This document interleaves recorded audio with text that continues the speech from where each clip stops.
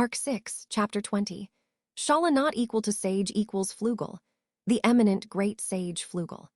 As soon as Shaula had mentioned his name with a proud puff of her ample chest, as she gave them an open-looking smile, Subaru and the others had exchanged looks with each other, wrapped up by an uncomfortable feeling in the air. Shaula, what's up with that response? Did I say something weird, Subaru? No, it's because, what the? Shaula widened her eyes blankly on hearing Subaru and the others' dismal response. He felt bad for her, who was the very picture of confidence, as if to say that there was nothing mysterious to her words. However, the emotions that Subaru and the others harbored towards the name of that Flugel were rather complex. The great sage Flugel. Though the title she'd given him was unfortunately different, Subaru was familiar with that name. It was the name of an individual with whom he had crossed fates, with just once ever since he had been summoned into this different world. However, he did not have any acquaintanceship with that individual, only a one-sided debt. In any case, the reason he knew his name was down to the fact that he'd had an experience in which his life had been saved thanks to that individual's deed. Subaru, Flugel's great tree, that Flugel-san, right? Everyone except Shaula gave a curt nod at the keyword that slipped out from Subaru's mouth. Although, Meili inclined her head in doubt as if she didn't know, saying, "Why, that's that." "Meili, I've never heard that term before." "Great tree, does it just mean tree one?" Subaru. "Yeah. Right, there's a damn huge tree that grew on the Lifhouse Plains in the kingdom of Lugunica, and it's called Flugel's great tree. It's so huge that it said that it may have almost reached past the clouds. It was something that could really tickle at your male instincts." "Meili, I see. When you say it like that, I'd very much like to see it." Subaru, sorry. "About that, I cut it down." "Meili, Oni-san so mean." He'd ended up swiftly shattering Meili's wish, and as a result, he was treated as something less than human. Strictly speaking, cutting down the tree had not been Subaru's responsibility. However, it had been Subaru who had proposed cutting it down and using it, so when it came to talking about who was the most responsible, Subaru was the one.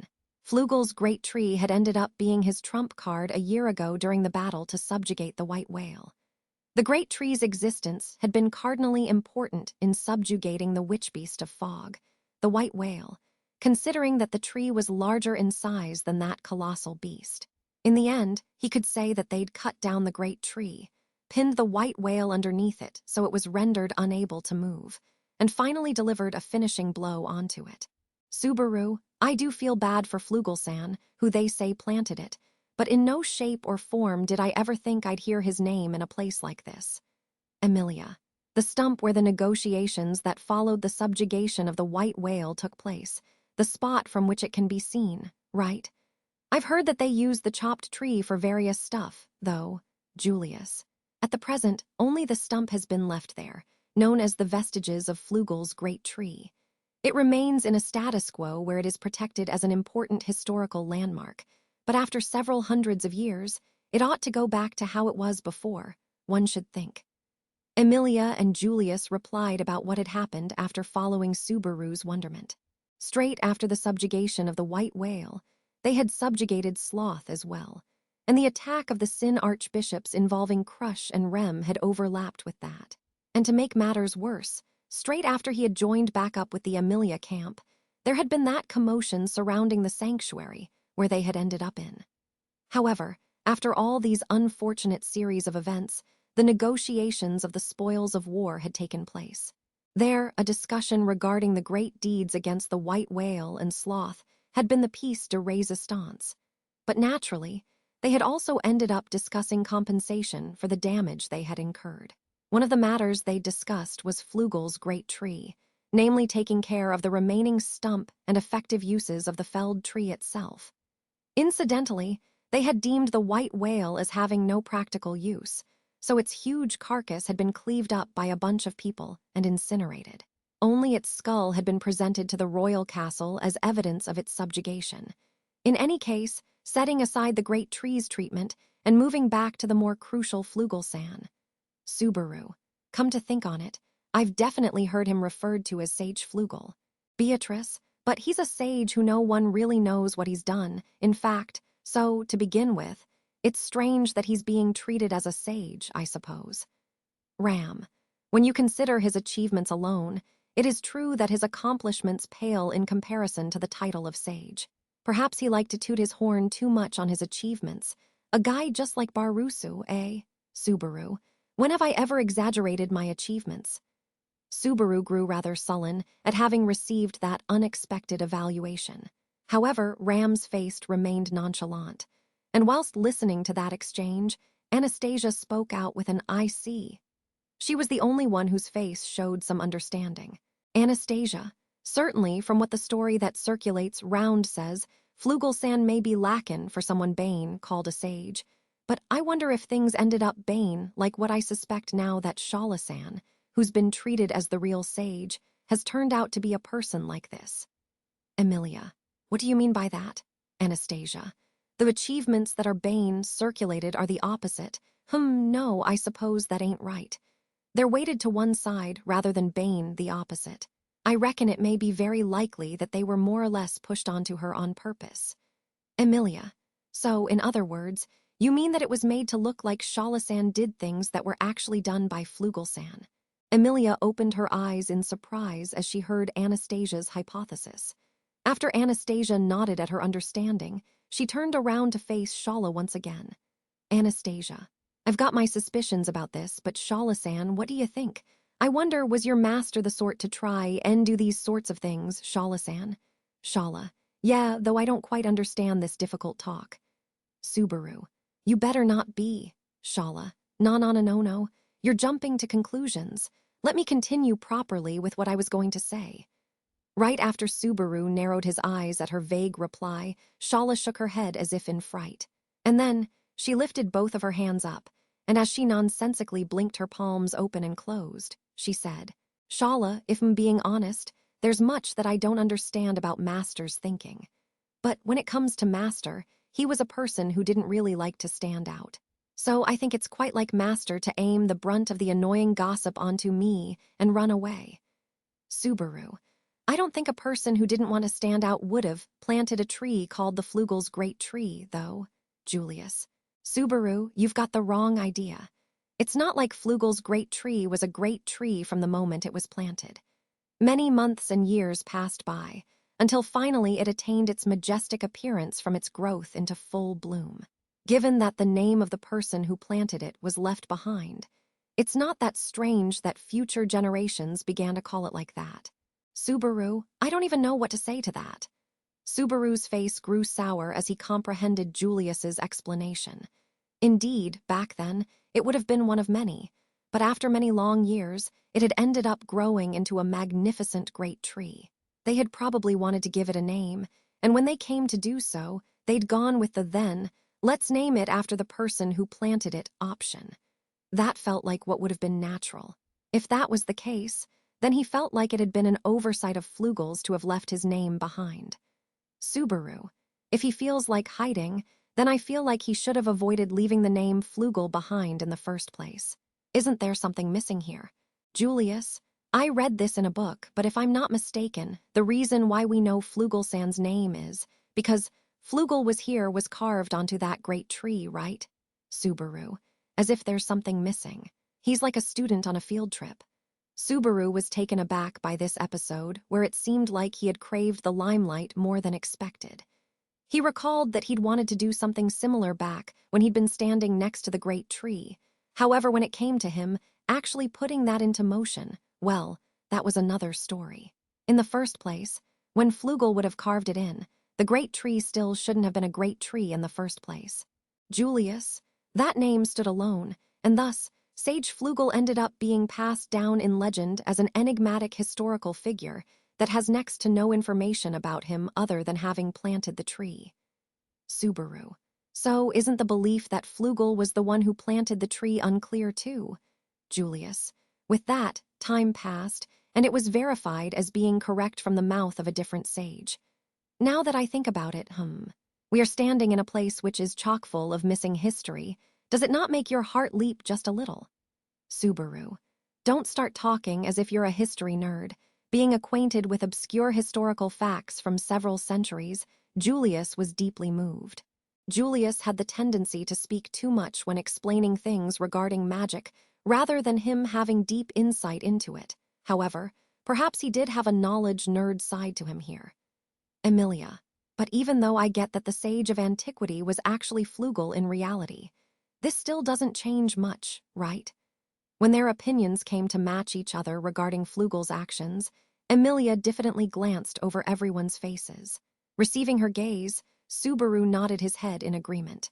As Emilia had said, the fact that it had actually been Flugel who'd really been behind the legendary exploits of the past did not hold much meaning for them at the present.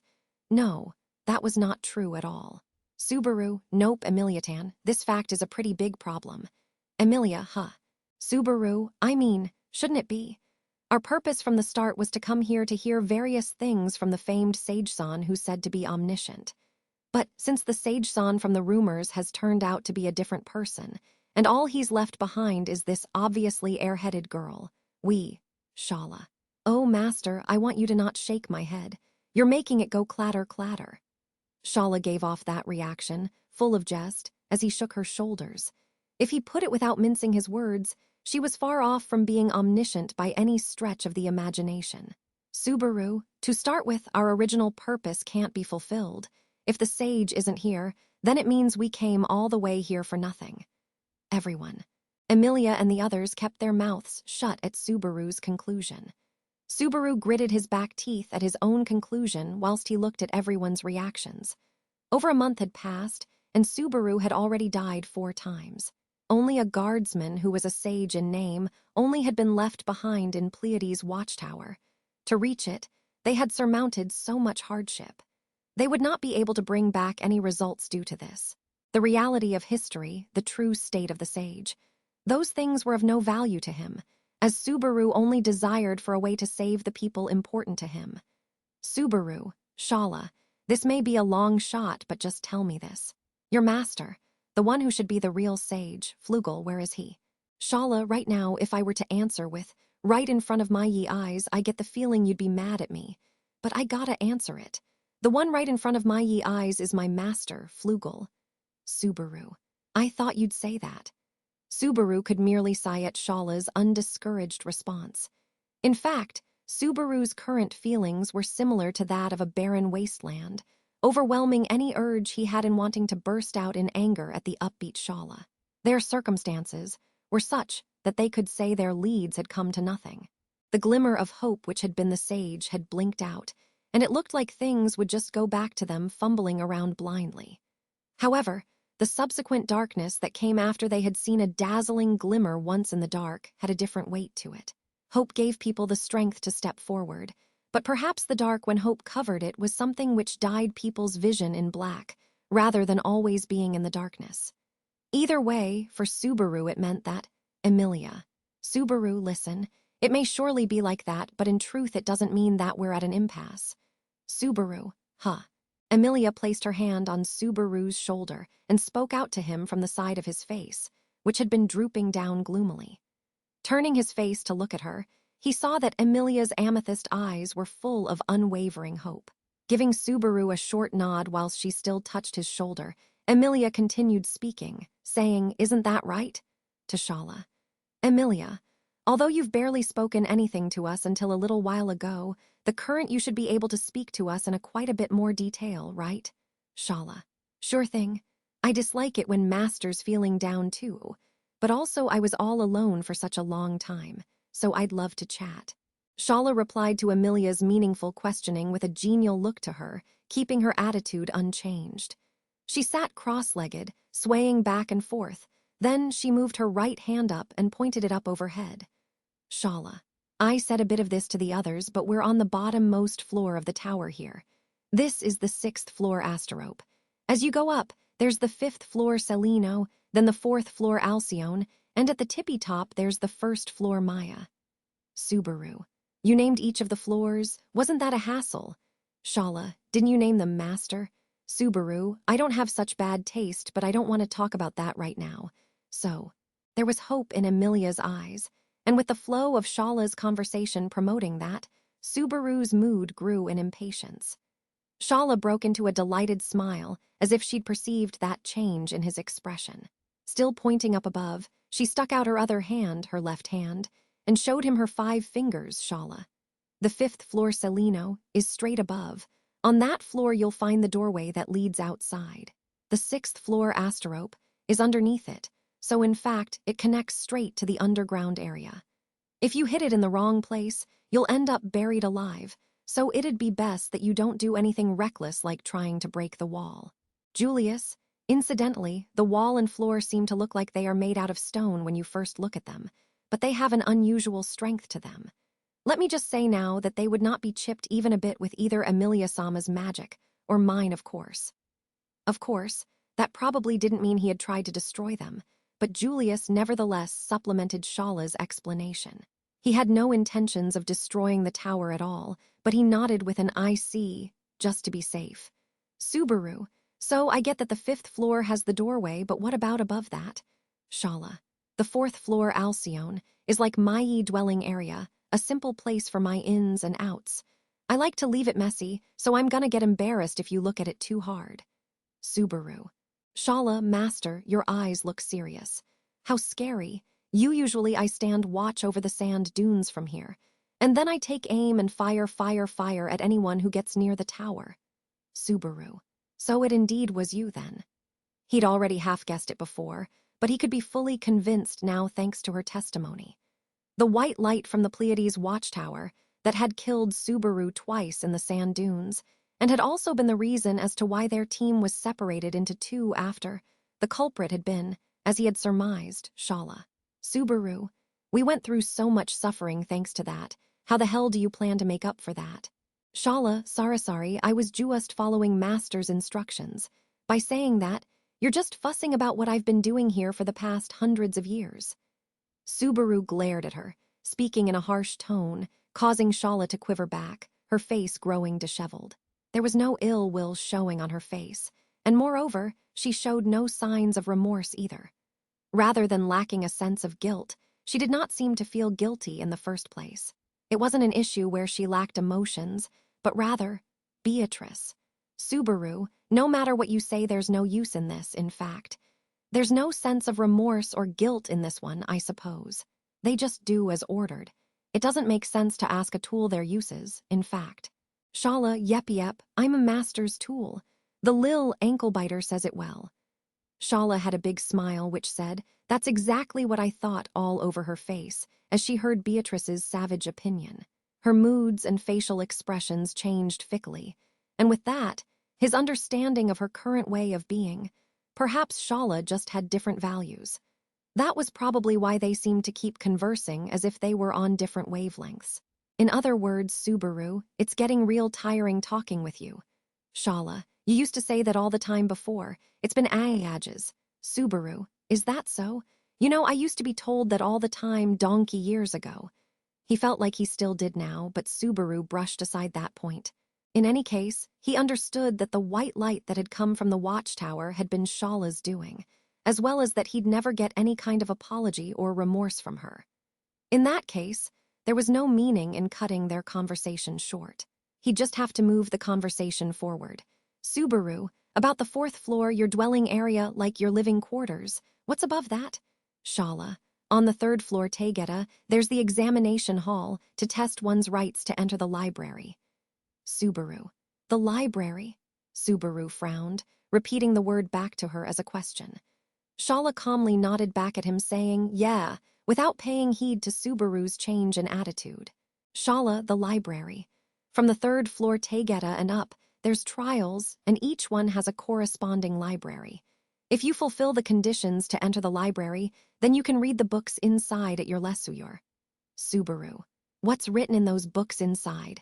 Shaula, Subaru, It was frustrating that she'd finished with an considering that she'd told him this much whilst assuming an air of importance. Shaula reluctantly shook her head along with her hair at the frowning Subaru and said, it's because, Shaula, I can't read the books and stuff. I've not been told more than to guard the tower. Subaru, was that from your master, from Flugel as well? Shaula, yeah.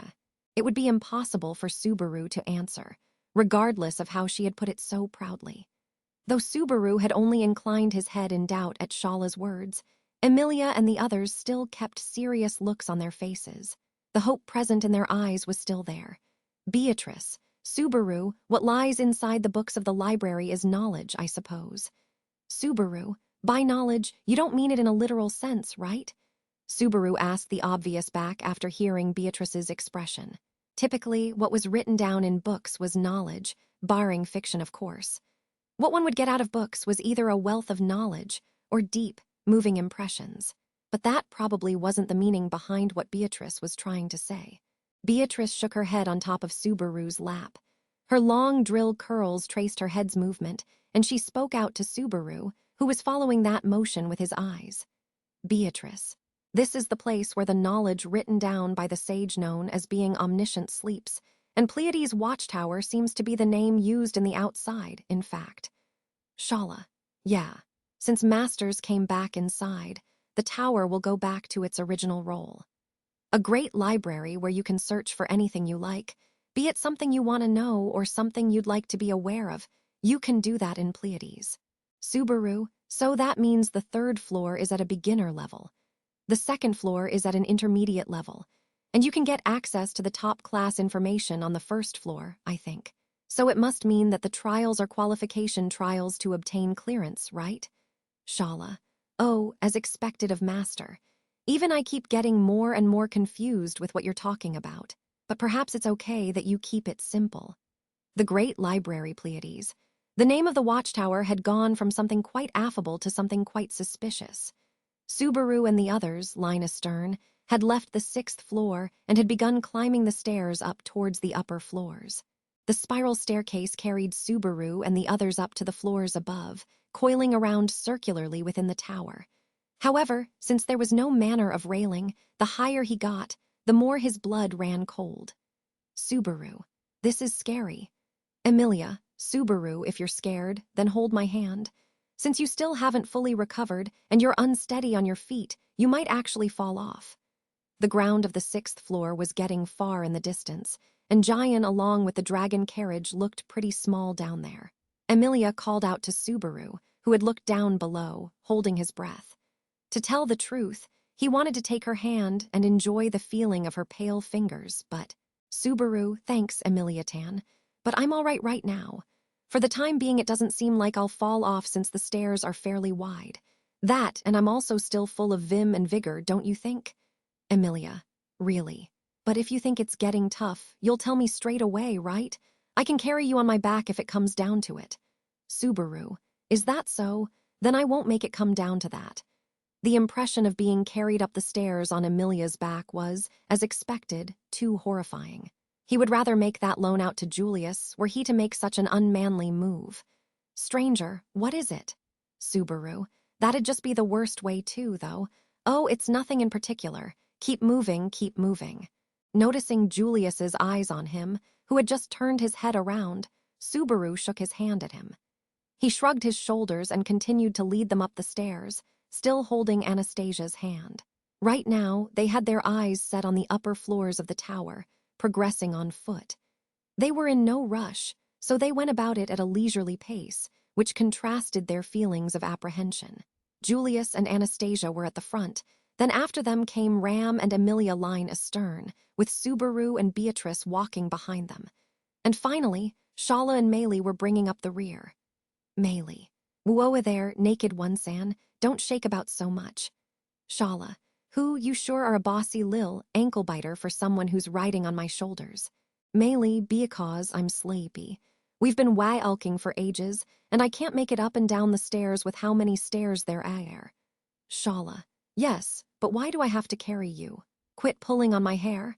Fussy as she may be, there was no sharpness in their exchange.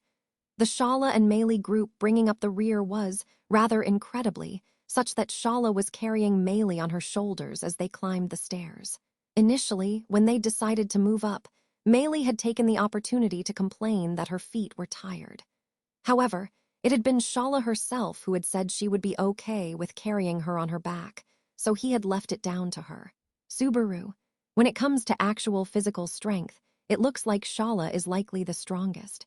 Beatrice, that's for sure, I suppose. Subaru, don't let your guard down, in fact. Despite her appearance, we don't know when she'll show her fangs, I suppose. Subaru, this woman, you get that impression from her. Beatrice, we don't know how she will react if it comes to light that you're not Flugel, in fact.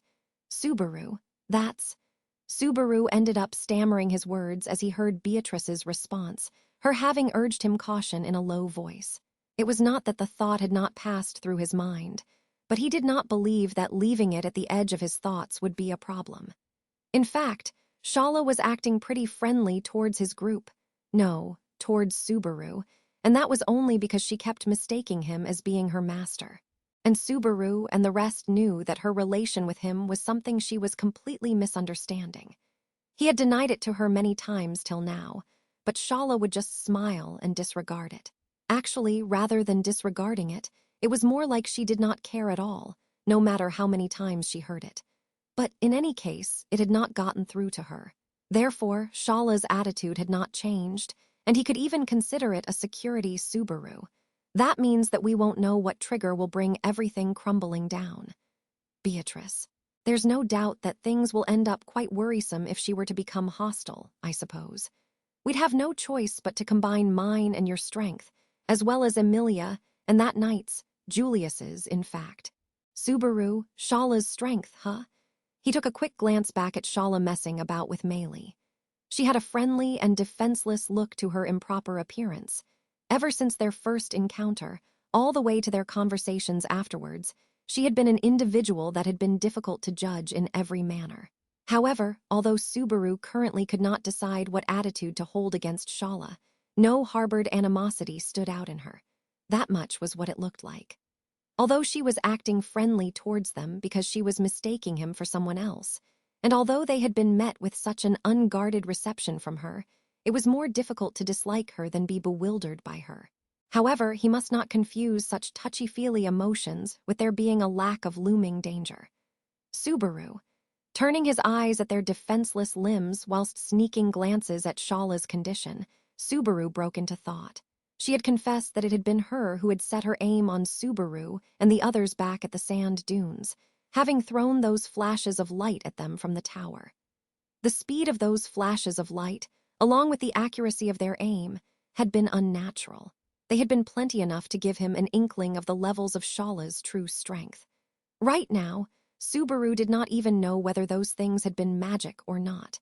And to add on top of that, there had been those final moments back at the underground area of the sand dunes. That which remained in his awfully turbid consciousness, just before he lost it, must have been Shaula who had come to blows with that repulsive-looking centaur. That monster was one which could only be thought of as being either the embodiment of absurdity or outrageousness, and was abruptly torn to pieces by a more powerful force, and he witnessed it being blown away out of existence with his own eyes. He did not want to admit it, but if he ended up in direct combat against Shaula, any visions of being able to win against her were all but gone. Regulus, Betelgeuse and such had been far easier opponents. Subaru, I don't know why I start to feel pretty repulsed whenever I recall those guys. No, feeling that is perfectly reasonable, but it's a familiar repulsed feeling that I'm getting. Beatrice, I don't know what you're thinking, but we need to be careful, I suppose. Subaru, yeah, if that's the case, then I guess asking her is quicker. Beatrice, in fact. Straight after Beatrice replied in confusion, Subaru turned both himself and her around at the same time. Whilst swiveling his feet around on the stairs so they faced back, Subaru faced straight towards the double-stacked Shaula and Meili. Shaula stopped in her tracks and tilted her head. Shaula, what's up, Master? It couldn't be that Master's also tired, right? It wouldn't be an issue for me to carry you, but my back is already taken by this girl who acts like a little princess, you know. Subaru. That in itself would make quite an impression, so I'll pass. Though I'm sorry to get in between you happily playing with your ponytail with Meili. Shaula. It's not a ponytail, it's a scorpiontail too. Subaru. Shaula. It's a scorpiontail. Shaula repeated herself to the taciturn Subaru as if she were a broken record. Grabbing a hold of one of her ponytail's tufts, Shaula readily moved it in front of her face and said, Shaula, a scorpiontail. Subaru, I understand. What's up with this insistence? Anyways, I'm sorry to get in between you making friends with Meili, but there's something I want to ask you. Shaula, MHM. If it's something Master has to say, I will listen to anything. I'm glad that you're speaking to me like this, Master. Shaula swung her ponytail, her scorpion tail about delightedly. As a result of that, Meili, who was on her shoulders, was hit by one of the tail's swishes. Subaru had already experienced that unexpectedly soft, good-feeling tail, but putting that aside, Subaru. You'll listen to what I say, right? Shaula, not lewd stuff, right? Subaru, don't even start going there. What are you, brain-dead? Shaula, it's pretty dumb of Master to say so, isn't it? Now we're even. Subaru was left floored as he was incapable of keeping up pace with Shaula, who'd had a comeback to spare. Usually, most people ended up getting thrown quite out of sync when mixing in with the pace of Subaru's conversations. Because of that, suitably finding a thread to start a conversation came down to Subaru, but it would be tough to do this time. The difficulty in this sort of line of approach was also different compared to aberrations like the Sin Archbishops. In their case, it would be difficult to establish a conversation with them to start with, but it was different in Shaula's case. He felt a delay in proportion to not understanding his opponent whatsoever, whilst she understood him. Truly, it was as if Flugel, Subaru, and God knows who else had a lot of points in common. Subaru, anyways, I have a question and a request. I need you to answer them as honestly and obediently as possible. Shaula, that doesn't seem like a request. They could be an order, though. Subaru, I ain't that bossy. So about the question, you attacked us from the tower, right? What the hell was that? Shaula, it was a sniping attack used so that pesky flies don't get near to the tower. Subaru, what? Shaula, hell's snipe. With her having said it in English whilst beaming, Subaru's face grew sullen. Well, it was a name he could understand. Shaula, if I think about it now, I'm so glad that Hell's snipe didn't hit Master. If Dimension Gate hadn't been lifted, I would have flung blow after blow until they struck Master. Subaru, wait. There's too much new vocab. Dimension. Shaula, Dimension Gate.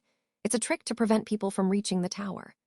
From Shaula's way of talking, Subaru grasped that this Dimension Gate, and whatever else, had cut off their path to the flower meadow thanks to that sand time. But even so, the spatial distortion had been lifted by the effect of E Japanese symbol M Japanese symbol T in the end. Shaula, but thanks to that, I knew that Master was actually Master, so everything turned all right in the end. If Master'd been struck, Master would definitely have been mad at me, wouldn't he? Subaru, yeah, probably. I hope you'd get away with just me being mad at you.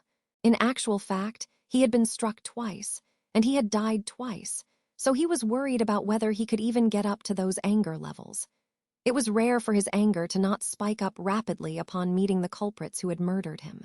Part of the reason why it hadn't just now was because he understood that it had been some kind of accident, and that it was pointless even to pursue Shaula's responsibility. Meili, Buat, if you'd managed to strike him, Oni-san would have ended up dead, wouldn't he? If that happened, then I don't think we'd be talking about getting mad or not here. Perched on Shaula's back, Meili interjected into the conversation in place of Subaru, who was half embroiled in his forgiveness. Upon hearing her words, Shaula let out a fit of rather unladylike, uncontrollable laughter. Shaula, what are you saying, Lil Anklebiter? There's no way Mai Master would die from something like that. Cause from the start, Master, S always been someone who you can never tell whether he's dead or not dead. Meili, but Buet Sand Earthworm Chan got hit so much, and he ended up dying, Sue. Shaula, I don't really give a damn about stuff like earthworms or bears, you know. Mai Master wouldn't die, that is what's important. If he had died, then it'd just mean he's not my master. Smiling absent-mindedly, Shaula gazed at Subaru with delighted-looking eyes. Subaru's spine shivered when she turned her innocent, smiling face towards him. Innocence like that of a child's, and faith tantamount to defenselessness. That which she put into Flugel was an ideal that she had rigidly built up at her core more than he dared to imagine. In accordance with Beatrice's worries, if there ever came a time where she'd come into disagreement with the current Subaru, then Shaula. I apologize that I was late in picking you up from the Sand Palace afterwards. Whilst I led in the other group into the tower, Master and the rest with him ended up advancing into its depths, so I was all in a fluster. Subaru. Ah, no, it's fine though, wait. You said Sand Palace 3. Shaula, indeed. It's really dangerous over there, so it's better if you don't go into it. It's reckless to approach it without having all the keys, even if it's you, Master. There are hungry horse kings prowling about there too. Subaru. Hungry horse kings? You mean those horse-like monsters? Sand Palace, keys, hungry horse kings. There were a lot of words weighing on his mind, but his mind wandered to the last one of them, the hungry horse kings. Perhaps it referred to that centaur. Shaula nodded at his question. Shaula, those things weren't here around the time Master was here, so I thought you'd be surprised. In essence, they just prowl about inside of the Sand Palace, so you won't come across them unless you go there. But once in a while, one of those guys will venture outside, so I go and destroy them without any mercy. Subaru, are there a lot of them? Shaula, there's tons and tons. Subaru felt truly revulsed from the bottom of his heart hearing Shaula confirm that without any hesitation. The fighting strength of the centaur, or rather, the hungry horse king, and of course its appearance and ecology were all things which brought feelings of indescribable unpleasantness. He had hoped that there would be just one specimen of them if possible, but it did not look like it was the case. She had conveyed that to him, using the expression tons and tons. Meili. Hungry Horse King, I'm also not familiar with that name. I'd like to see one, Maeib. Subaru, stop it. That's not something a kid needs to see, Meili, oh Oni-san. With her having voiced those rash words, Subaru gave Meili a very stern warning. Maybe those words had tugged on Meili's heartstrings, her being something like a witch-beast collector, but he wouldn't recommend her trying to get in contact with them to fill in a picture book. Shaula nodded in agreement at Subaru's words.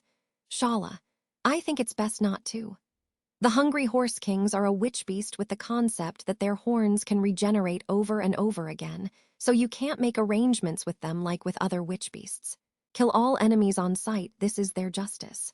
Meili, Bleg, I understand. Pouting with a gesture appropriate of her age, Meili retracted her curiosity. Whilst feeling relieved by that situation, Shaula once again spoke out to Subaru, saying so.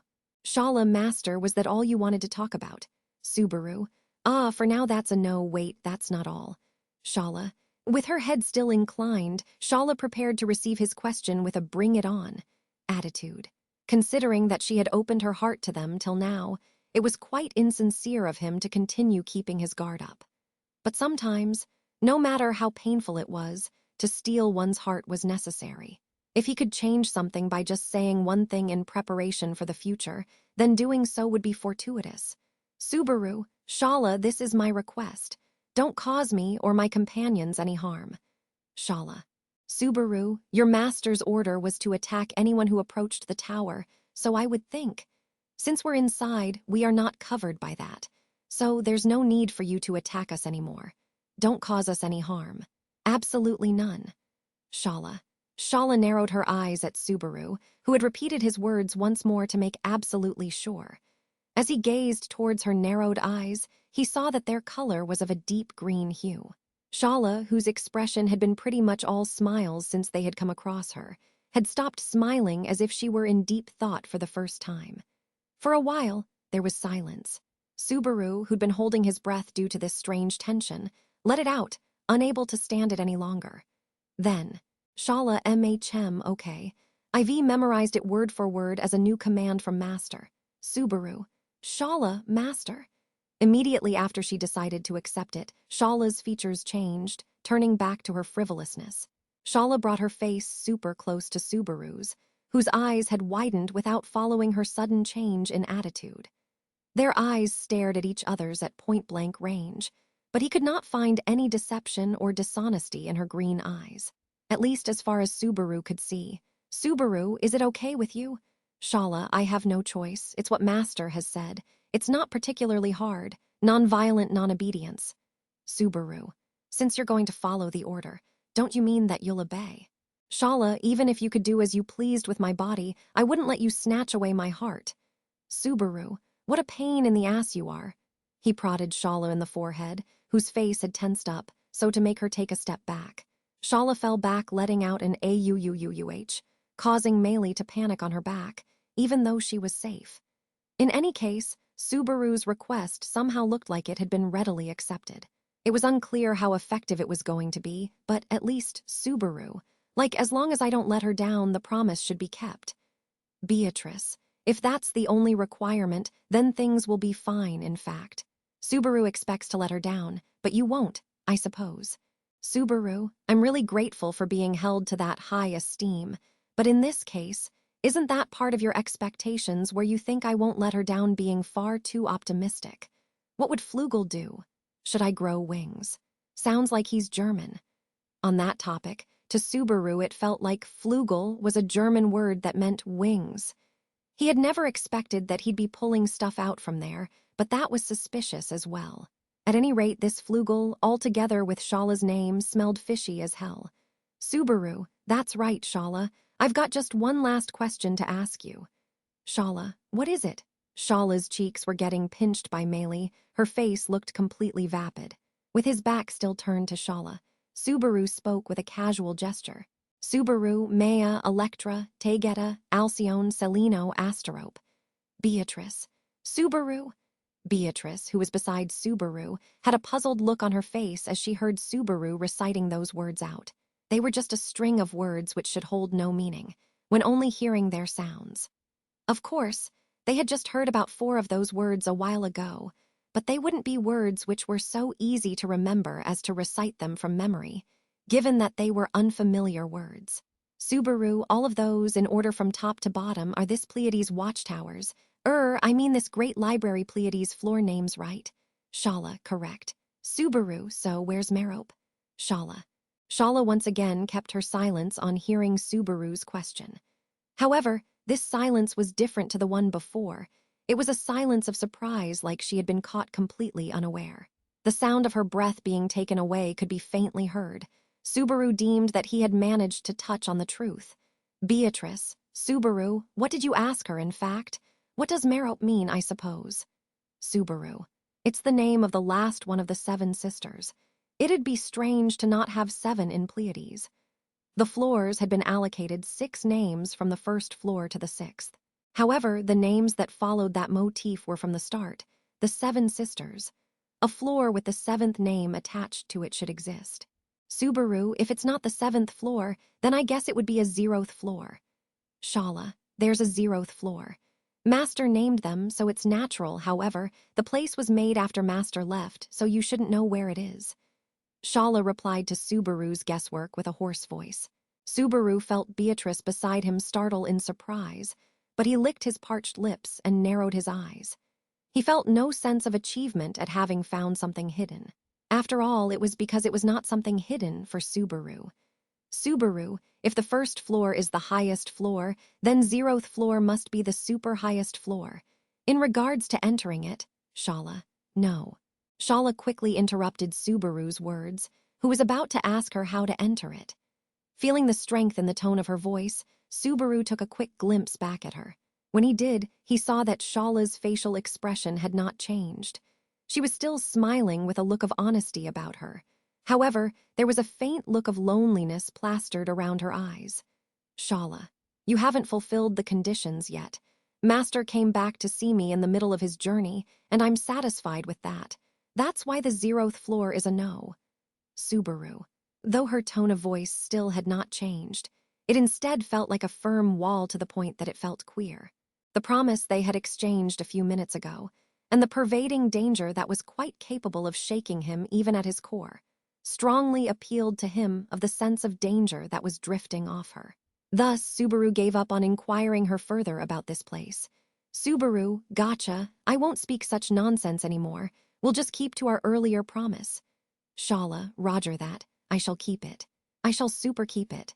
Shaula broke into a broad smile, in high spirits as if she'd forgotten their current exchange. Subaru let out a deep sigh as he listened to her upbeat voice from behind him. Beatrice. Subaru, if it gets too much, you'll say so, right? Subaru. It's all right. Just so much stuff is on my mind. He gave a weak smile as he heard Beatrice's words of worry, before then affectionately patting her head. Beatrice couldn't say anything after he did so, but this was also a right for Subaru to settle himself down. Flugel's abnormal status had become apparent in his conversation with Shaula. It was no big deal. He, too, was the same as Subaru. Subaru, Al, Hashin, and Flugel. A person who had craved the limelight and had brought knowledge that should not exist in this world, and had ostentatiously left it behind. He had no more doubt Flugel was a person from the same place as him. Subaru. Centuries ago, huh? After reflecting on that for a long, long time, Subaru violently scratched his head. What had he felt in this different world? What had he thought? What had he aimed for? What had he sought for? What had this man, who seemed to have renounced the name Sage and planted the tree, desired? Whilst he thought about those kinds of things, he wondered whether he still lived on in this world. Then, coming from Subaru's back, was Shaula, master. Subaru, MHM, Shaula called out to him casually. Without stopping in his tracks, Subaru just turned his face around to glance at her. Shaula looked up at Subaru, looking a little bashful. Her expression was adorned by a truly delightful-looking smile. Shaula. Welcome home again, master. This Shaula has been awaiting the great sage Flugel's return with all her heart.